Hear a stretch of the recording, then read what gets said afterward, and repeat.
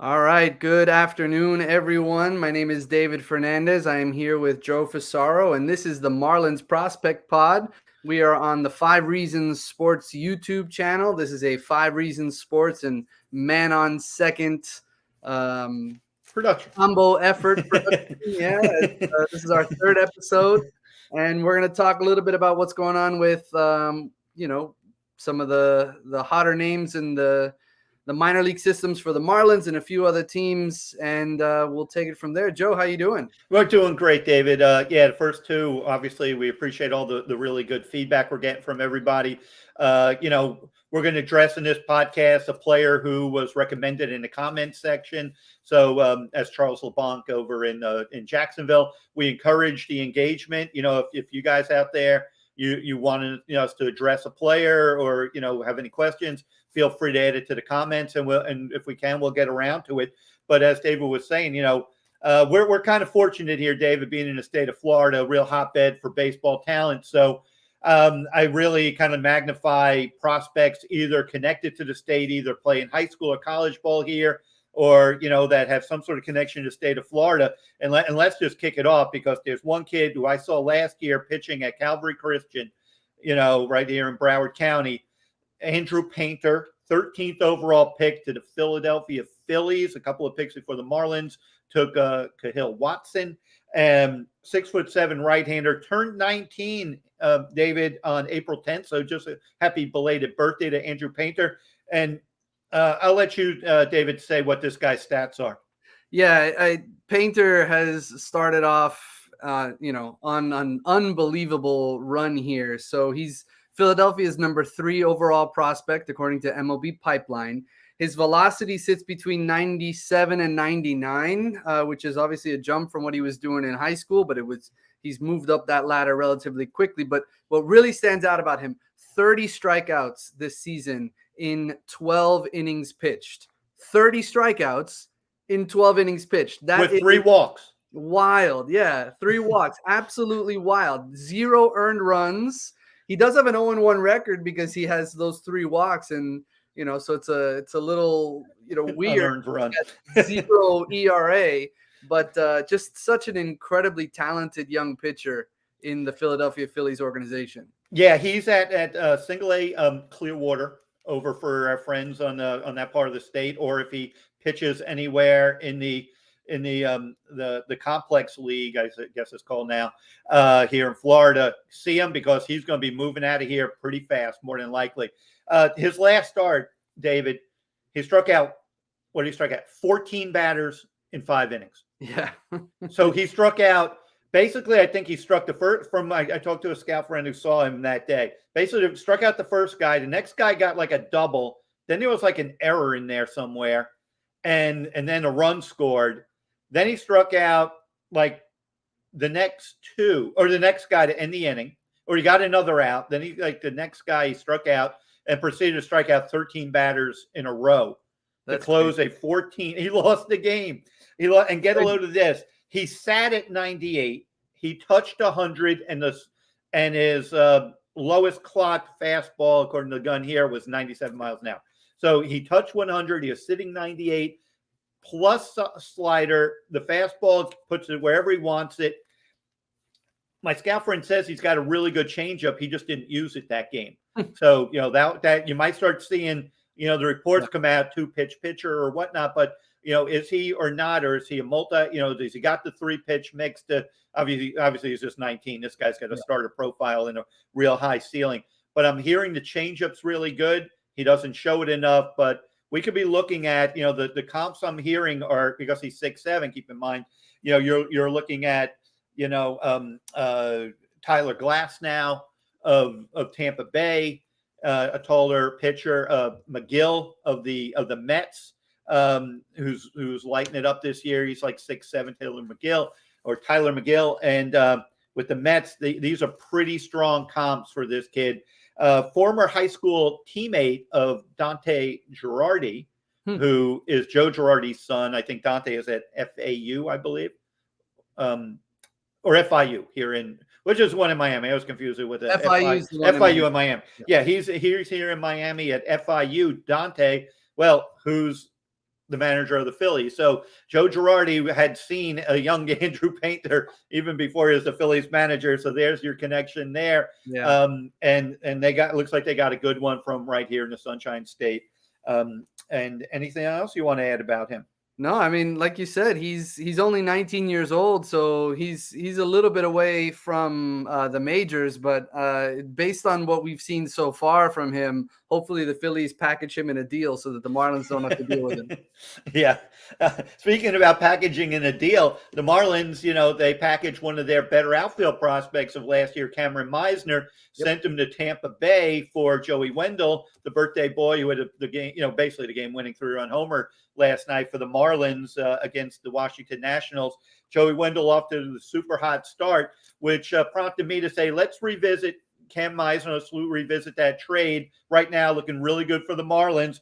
And if you look at Cam Meisner, I reached out to a scout friend of mine today to try to get an update on him, because if you look at the numbers, Cam is at AA Montgomery in Tampa Bay's system, if you want to look him up. 55 plate appearances, just a 200 batting average, but the on-base percentage is 418. 418, yeah. And he's slugging 400. He's got an 818 OPS. He's got 2 doubles, 2 homers. He has a stolen base. Now, I want to keep this in mind because I saw Cam play in the Arizona Fall League last year with J.J. Bleday. They were out there playing for the Mesa team, and that kind of opened some eyes as well. Cam seems to be a slow starter. Because last year, it combined high A in Beloit, and he went over to Pensacola. In July, he had 214, but August he had 324, September 327. So he finished strong. Basically the thumbnail scouting report on him is he's super toolsy. He's got size. He looks the part. Lefty hitter, power, speed. I think he stole 26 bags last year total. 12 homers, 59 RBIs. So there is power in this game. Issues with contact, though, and approach. There's a little bit of questions with his approach. This year, David, 34.5% K rate, but a 27.3 walk rate. So he's either putting the bat not putting the bat in the ball and striking out, or taking a walk. Last year at AA, he had a 27.4 K rate and a 29.8 at high A ball. So there is that issue. Now, I think Cam's also one of those guys. He's 24, so he's getting to be a little up there a little bit. Hurt by the pandemic year, losing the development, and I just think guys like that, keep an eye on these guys there. He's one of those guys that could either go one way or the other. Maybe he takes off with at bats and he looks the part, and he's on his way to a really good pro career. But basically, in a nutshell, if he's going to be a slow starter, fast finisher, you're looking at a 4th, 5th outfielder more than an everyday player. Absolutely. When the Marlins traded him, it was late November, and they made the deal for Wendell. He was the number 21 prospect in the Marlins system at that time, but he's lumped in there with J.J. Bleday, with Jerar Encarnacion. There are so many of these young outfielders that had come into the system, and they were all kind of reaching that AA, AAA level. They needed to sort of clear out some of that stuff. And, the Rays had a sort of a different issue. They needed to create space on their 40-man roster. And, they had too many position players. They were trying to make some space because I think they had just signed Corey Kluber, if memory serves. So the Marlins made that deal. And as you said, I mean, other than the walks, really none of the other stuff is really eye-popping for Meisner, and he always gets connected to Bleday because they were part of that same draft class. They were in that same first round in 2019 or whatever it was, pick, whatever. So Bleday was the 4th overall pick that year. Meisner was the 35th, and Bleday's numbers actually look very, very similar to Meisner's at this point. Bleday slashing 167. He's got a 324 on base. He's 300 slugging. He's got 2 homers. He hit one last night, which was good for the Jumbo Shrimp, who are on a roll these days. But Bleday is better, from like a K rate perspective. He's only striking out 25% of the time instead of 35% of the time. So I do think that this was a win for the Marlins at this point, because Wendell has been their best hitter. He's been their best offseason acquisition, I think, by a considerable margin. He's leading the team in batting average. He's leading the team in on-base percentage. As you mentioned, he hit that 3-run homer last night to help them get the win in Washington and get to 500. He's got 8 RBI. He's got 17 hits, which are second on the team. So Wendell, in addition to the offensive stuff, his defensive versatility is really helping the club. So, I do think that this was a good trade. I mean, you always hate to lose, quality prospects like Meisner, who's now the number 15 prospect for the Rays. Sorry. But I think Wendell, I would still make that deal 10 times out of 10. Yeah, I agree with you. And the question is, it's like if Meisner reaches his ceiling, then you might been getting rid of a really higher end player than what Wendell probably is, what his numbers will look like at the end of the year. But there's questions with the swing and miss. You just wonder, the guys, is it going to click? Does he just need the ton of at bats and then it kind of comes together for him? So again, a super looking athlete, because he can play all 3 outfield spots as well, lefty thrower and batter. But yeah, it's a good baseball trade. It's both teams had that need. Wander Franco became the everyday. So Wendell, and then they got Diaz at third, and with Brandon Lau at second. So the Rays, they and then they like to get high value, trade high basically for the Joey Wendell type. So I thought that was a really good baseball trade, helping both organizations, because we know the Rays, they cycle through pretty quickly as well. And you're touching on the big leagues, and 2 prospects here who both have pitched in the big leagues. Let's move over now, get a little more in depth with our Miami Marlins. Sixto Sanchez is throwing. He's on a throwing program. It's very preliminary, only finally. Yeah. And then Edward Cabrera, he's pitching, I believe, today or tonight.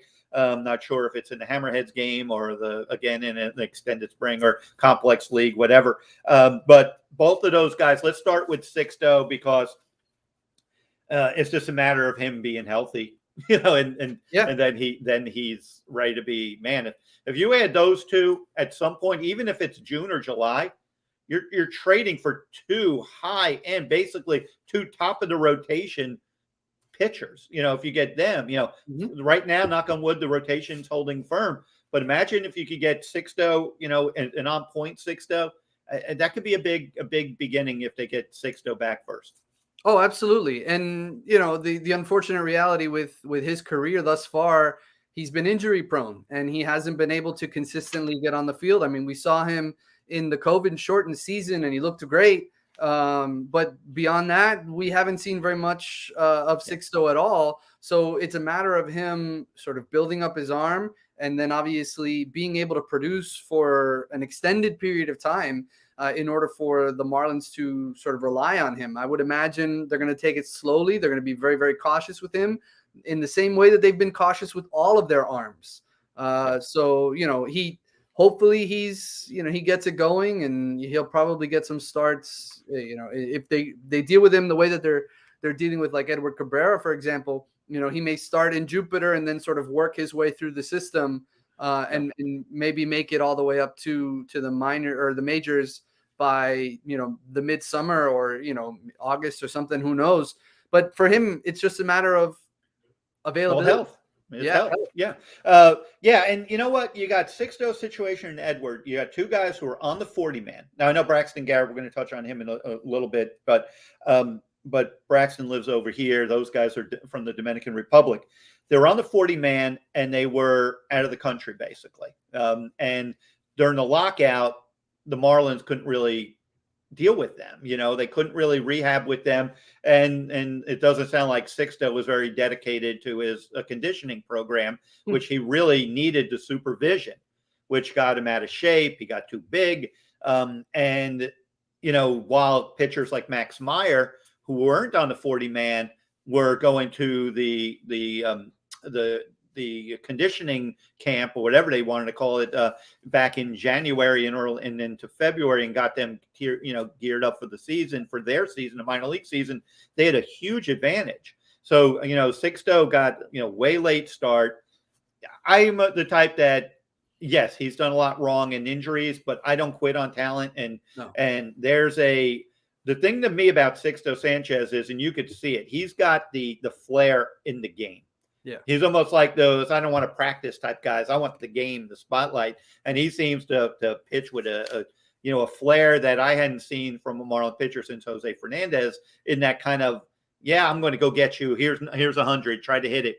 That type of mentality, and you see that not everyone shows that on a backfield. But I think he has a little bit of that, Sixto star, a little bit like Jazz has that. Mhm. Chisholm likes kind of the moment. I see that kind of inner swag in a guy like Sixto Sanchez. And obviously it's going to take a while to get him game ready. Some people probably think he's a reliever. I'm not there because he doesn't have enough swing and miss to miss, Right. and I don't, somebody said, oh, well, he might throw harder. Well, he's thrown 102. What's he Yeah. to 105? I mean, it's movement. Swing and miss isn't just velocity. It's tilt, it's movement, it's deception.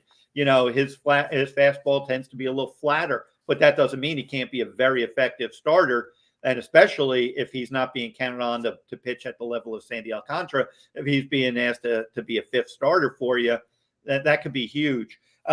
Edward, obviously, he was supposed to pitch for the Hammerheads a week ago. He ended up pitching in the backfield in the extended game. Looked great from what I heard and from what I've been told. And there's no real red flags on health, but you just wonder why they're being so cautious with him. There's something that clearly doesn't smell right there that you want to make sure Edward's right. Because, I saw Edward pitch in a Grapefruit League game, and he's ready to go when healthy. Stuff wise is way up there. And, among their better pitchers of anyone we're talking about, but he's got to get in a rhythm and get himself ready to go for wherever he is, whether it's Jacksonville or the big leagues. Absolutely. I mean, we were talking about him maybe breaking camp as part of the starting rotation, so he's got the stuff and he's going to be with the Marlins hopefully sooner rather than later, but they're taking it very, very slowly with him, just as they have with Sixto. And even to a certain extent with guys like Max Meyer, they're being very, very cautious with these high-end arms because, I mean, some of them have an injury history, and then they need to protect them in order to sort of have them provide the organization with the production that they're looking for and that they're hoping for from these guys. So once he really gets ramped up, he's obviously not going to be in Jupiter for very long. I would imagine he's going to get a couple turns in Jacksonville before making it to the majors, but he's obviously much, much closer than Sixto is at this point. And, as long as there's no injury setback, he's probably closer to the majors than Max Meyer is. Yeah, he's already pitched here. He already got a kind of the taste of it last September. When I saw him, it's like upper 90s, 97, 99, that type of thing. He's got confidence. He's got, again, you just want him to be, it's really hard for me right now because this 3.5 week spring training that they had, long ago, guys normally in a 6-week spring training reach a dead arm period, as they call it, where you see a little bit of drop in velo. We think maybe that's what happened to Pablo Lopez later in camp, that maybe he hit that. There was nothing physically wrong with him other than just, some fatigue and working through that. So I'm wondering with Edward, did he hit more of a dead arm, as they call it, or is it really a biceps, potential shoulder, discomfort, which is a little more serious. So I'm monitoring that from what I could tell and see how he's going. But like you say, when healthy, this guy's got a chance. He's one of the top prospects in baseball, in the minor leagues if he's healthy. Yep. And, I don't know how much you've seen of him yet, but Braxton Garrett over in Jacksonville, 92-93 with the fastball. A year ago, he was 90-91. That's going to be huge for him. And just real quick from my observations before I get yours, David, is, when he was drafted, he was a first but year before they took Trevor Rogers. And so many in the Marlins system and in the industry thought Braxton Garrett was the better lefty. Now, but Braxton also had the Tommy John surgery. And, he had that really elite breaking ball. And it's still, I guess, a pretty plus curveball. But if you're not matching it with some sort of, differential in speed with your fastball, hitters can time that up a lot better. So what are you seeing from Brax? Because it's a matter of if he's getting stronger than this guy, keep in mind, he was a top 10 pick at one point. Maybe, he's finally reaching what they kind of thought he could be. Yeah, absolutely. I mean, he's pitched really well here early on. He's made 4 starts at the he started last night for Jacksonville. They're up in Charlotte. And 24 years old, as you said, left-handed pitcher. He's 2-1 at this point. He's got a 3.86 ERA, a 1.19 WHIP. 18 strikeouts to just 7 walks, so he's got a good ratio there. And as you said, the thing that we're starting to see with Garrett as he goes out there for each sort of successive outing is the average velocity has ticked up a little bit. And going from 90 to 93, that's not an insignificant move from a velocity perspective. And you need the fastball to set up the breaking ball. That's just, that's how... Yeah. This is how it works, right? And that's, the most successful breaking balls come because they're set up with the fastball. And if he can continue to sort of post that velocity there, if he's getting stronger, then he becomes that much more valuable, not only as a prospect, but obviously as a player from a production standpoint. He had a turn against Ronald Acuna last week when they were up here, and he held Acuna went 0 for 2 with a strikeout against Garrett. He did walk him once. Between Garrett and Max Meyer, they faced Acuna 9 times. He ended up going 1 for 7 with a double and 2 walks and 3 strikeouts against Meyer and Garrett with the Gwinnett Stripers here last week. So, Garrett, again, he has to develop. He needs to continue to develop. We need to continue to see, the consistency with him. He's had issues with fatigue in the past and then not being able to sort of consistently produce, and command has been an issue from time to time. But if he continues to work and continues to strengthen and he's hitting the zone consistently, he's keeping his walks down, then he's absolutely somebody that's going to help the Marlins in the long term. Yeah, I mean, just think of that, and I know he's already on the 40-man.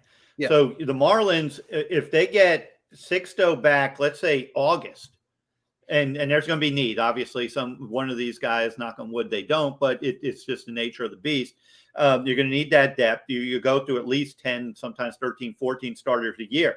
You got Sixto, Edward, Meyer, and Garrett. And if Garrett could kind of be the wild card in this, that, here's a kind of a forgotten former first rounder. If he performs, you got, hopefully, and the Marlins are going to have 4 really, really good depth starting pitching, pieces, either sub out for Eliezer, or if Luzardo falters, or any of them. It's a good problem to have.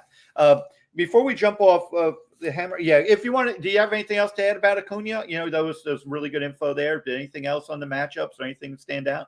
Well, I mean, the thing that stood out to me on Sunday was the last game of that series up here. Max Meyer saw him a second time, and Meyer held him, to 0-3 on Sunday, and he struck him out on 3 pitches in the first inning on Sunday, and all 3 whiffs.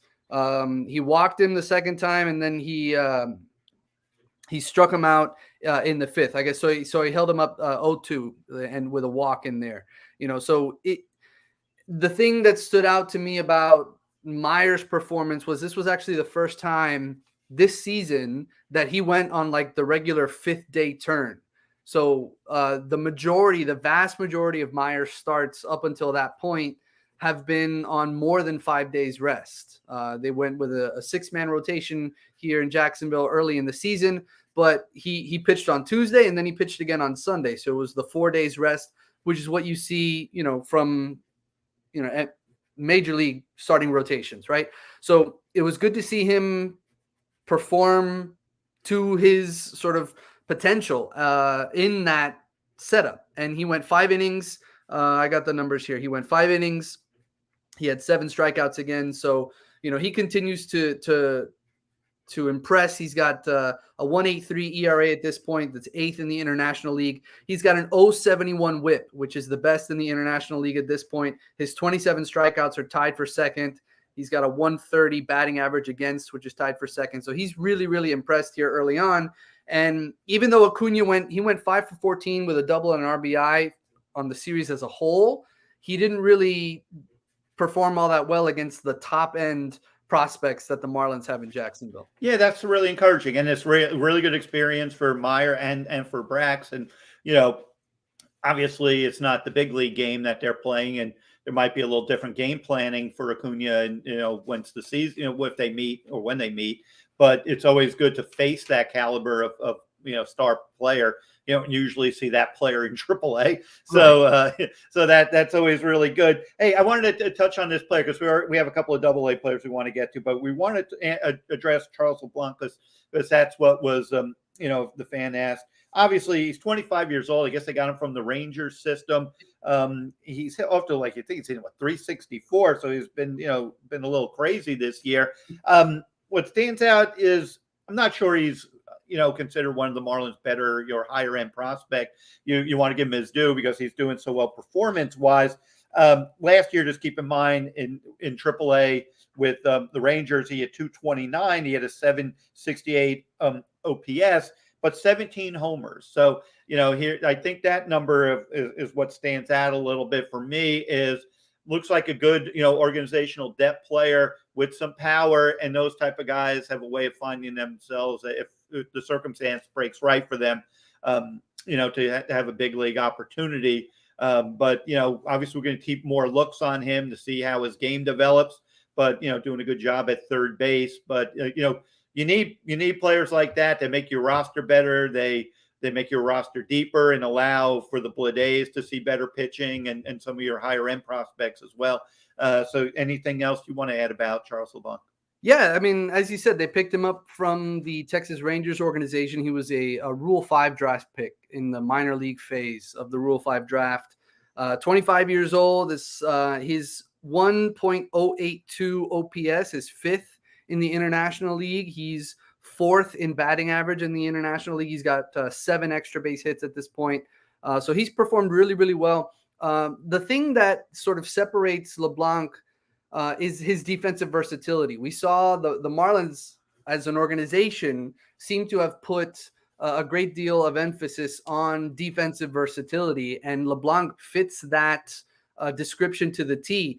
This season alone, he started at second base, third base, and left field. Last season, while he was with, I think it's the Round Rock Express, which is the AAA club, he played first, second, third, short, left, and DH. So he's a guy that can play anywhere on the field. He's a perfectly fine defender. He's not going to sort of hurt you out there in any way, shape, or form. And he's sort of leading this Jacksonville offense, which has really carried them early on in the season. Jacksonville has gone 9-1 over their last 10 games, and they are first in the International League in runs scored, hits, RBIs. They're 8th in walks. They've got 3 players in the top 10 in batting average here early on. So this Jumbo Shrimp offense is really producing, and the starting pitching is they're doing really well between Meyer and Garrett and some of the other guys that they have. Jordan Holloway's been on the IL for a little bit. So he hasn't, had his turns yet. I think he's only made 1 start so far.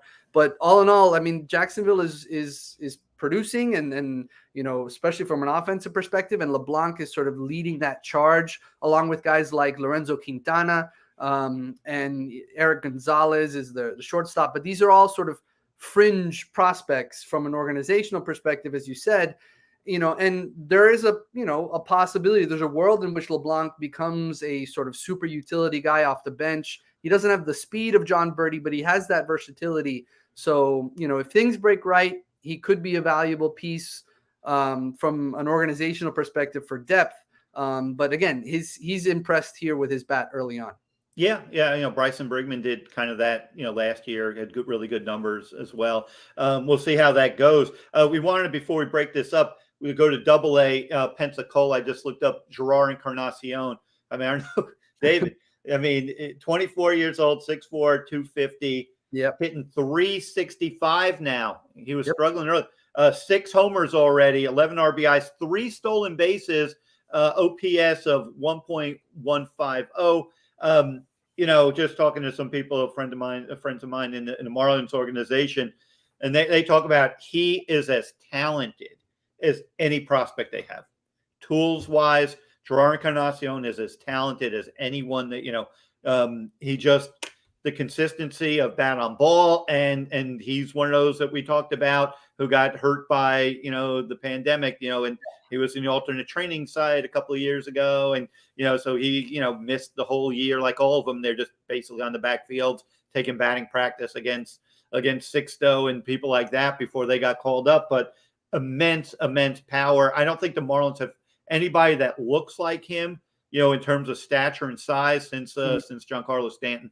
He's just a giant of a man. And, just what I noticed, just seeing him in spring training, just how physically he's maturing now, his body, going from kind of a big kid to, you could see, rounding out. But there are some scouts that are not high on him at all. They think that the swing doesn't work for them. But I am one who thinks this guy has a chance to be a pretty impactful player, whether every day or DH/first base or outfield. But, that kind of power I don't dismiss easily.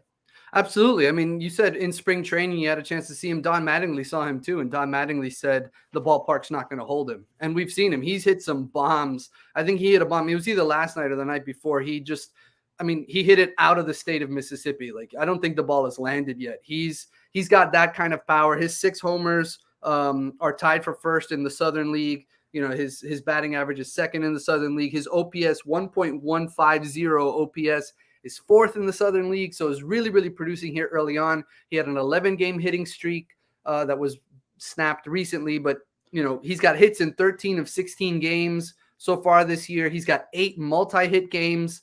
So he's starting to produce more consistently. And I think the thing that sort of stands out for me for Encarnacion here early on is that the K rate has actually come down. In 21, he had a 38.3 K rate. And then this season, he's at 24.6. So that's a significant drop in K rate, which is what you want to see. The walk rate is up as well. He's up to 12.3 in walk rate at this point, and it was only 9.4 last season. I know last season he was dealing with some injury issues. He had a knee injury that kind of limited him. But he's somebody that, again, he can produce. And if you look at the way that the Marlins have their 40-man roster constructed at the moment, he's the only other outfielder on the 40-man roster. So if somebody gets hurt, it's going to be easier for them to promote Encarnacion rather than somebody like JJ Bleday or Peyton Burdick or somebody else, right? Because he's already on the 40-man roster. And if he continues to produce, at this level, he's going to move up the ladder at 24 years old. He's only at AA. He's never played above AA, but I would imagine, he'll probably end up in Jacksonville at some point, maybe this season. I would probably maybe the second half of the season, just to see what he looks like against AAA pitching. Because if he's going to help the team, he's got to make that transition soon.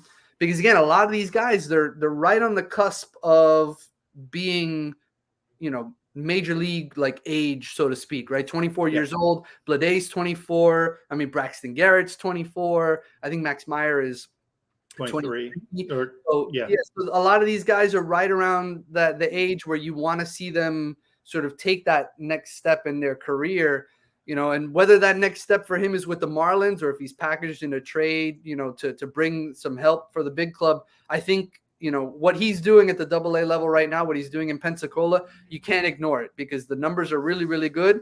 And we're seeing some improvements in spots where he needed to improve from last year. Yeah. If his contact rate in the zone is good, if he's not, if he could, I don't know if he's chasing, but under 25% K rate would be really good for him. Anything under, even if it's 24.9, I don't care, because he has oppo power. He has it all over the field. And they really are putting themselves in a spot where, I could see them either moving a Cooper or an Aguilar, and getting Lewin up, and then you get Encarnacion up to AAA. You're going to have to start seeing some sort of movement, that or they go, whether Lewin gets packaged or Encarnacion gets packaged. But it's something to keep in mind. The Marlins, as it looks like they're going to be hanging around. I see this team, they weathered the early season slump, and got to 500. So this is where their prospect depth is going to really kind of come into play. But we don't want these to drag on too long, but I think we covered another episode of covering a lot of good ground. Always a lot of great insight, and remind people, David, hit that subscribe button. You know, we're trying to be on every Wednesday. Hit the like buttons, the subscribe buttons. We're just teeing this up. We're evolving this. I enjoy working with you doing this, David. I think we had another great episode. You could carry us out of here and tell everybody how to find us. Yeah, absolutely. I mean, we're on the 5 Reasons Sports YouTube channel right now. So again, as Joe said, like, subscribe, throw on those notifications. And it's not just baseball content that you're getting from 5 Reasons Sports. You're getting stuff on the Miami Heat. You're getting stuff on the Dolphins with the draft coming up this week. Obviously, Inter Miami and so much is going on here in South Florida. So the 5 Reasons Sports Network has you covered on that end. Man on Second has you covered from a baseball perspective. And if you look at that little banner that's scrolling along there on the bottom, we've got a Dugout Mugs. Dugoutmugs.com/man-on-2nd to get your dugout mug. And as he said, we're going to try and do this every Wednesday. We're going to rotate the prospects, obviously, that we're talking about. And if you have anybody that you would like us to talk about, that you would like us to look into, just shoot a comment or tag us on social media, whatever the case may be. And we'll get to that prospect next week. Okay. Enjoy the rest of the week, Joe. Enjoy the baseball. Marlins got the Nationals tonight. The Jacksonville's in Charlotte, so we should see some of these prospects performing. Enjoy it. Have a good one, guys.